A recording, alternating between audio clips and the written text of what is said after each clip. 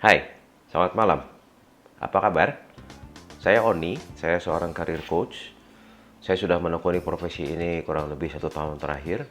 Sebelumnya, saya kerja di sebuah perusahaan engineering manufacturing nasional di Indonesia selama kurang lebih 30 tahun. Kali ini saya ingin bicara mengenai industri 4.0, kaitannya dengan coaching activity yang saya tekuni saat ini. Saya yakin beberapa di antara Anda sudah paham mengenal apa industri 4.0. Sebetulnya revolusi industri yang keempat. Kalau Anda ingat, revolusi industri yang pertama itu ditandai dengan adanya mesin uap. Sehingga terjadilah mekanisasi industri. Itu terjadi sekitar akhir abad ke-18.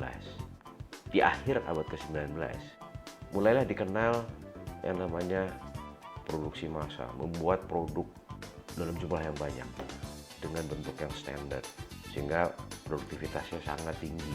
Kemudian revolusi industri ketiga itu di sekitar tahun 1970-an disebut sebagai automated production. Di sana banyak sekali terlibat robot, peralatan industri yang otomatis, sehingga proses produksinya menjadi cepat, efisien, dan produktif. 2010-an mulailah era revolusi industri yang keempat tersebut.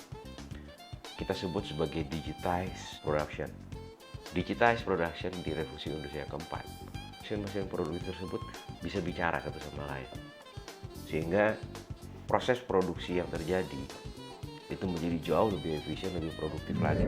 Dalam penerapan industri 4.0, salah satu hal yang sangat penting adalah change management.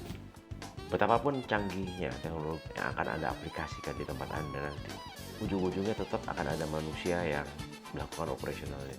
Sehingga ini akan menentukan seberapa berhasil proses transformasi Anda akan terjadi. Pada tahun 2018 yang lalu, ICF, International Coaching Federation di Amerika, melakukan sebuah survei peranan coaching dalam change management. Mereka mensurvei ada 400 orang lebih dari berbagai industri, berbagai posisi, dan ternyata 77% menyatakan bahwa 2 tahun terakhir mereka melakukan perubahan yang cukup signifikan. Ada yang melakukan perubahan dari sisi manajemen, sistem remunerasi, penerapan teknologi baru seperti industri 4.0 yang tadi kita bahas. Yang luar biasanya adalah penerapan perubahan-perubahan itu tadi tidak dibarengi dengan kesuksesan mereka dalam menggawangi proses change manajemennya. 85% di antara mereka menyatakan bahwa inisiatif change manajemennya itu fail. Betapa investasi yang luar biasa dari sisi teknologi dan sebagainya itu akhirnya tidak bisa maksimal karena perubahan yang terjadi di sisi manusia itu tidak tercapai. Dalam melakukan change management tersebut, mereka melakukan banyak hal. 75% bilang bahwa mereka menggunakan in-class training. Ada proses e-learning juga.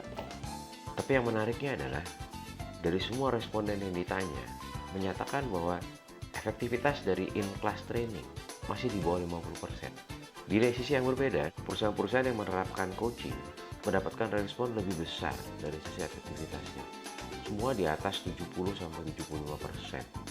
Mereka menyatakan coaching, baik itu personal, tim, maupun grup coaching, itu lebih efektif dalam membawa mereka melalui perubahan.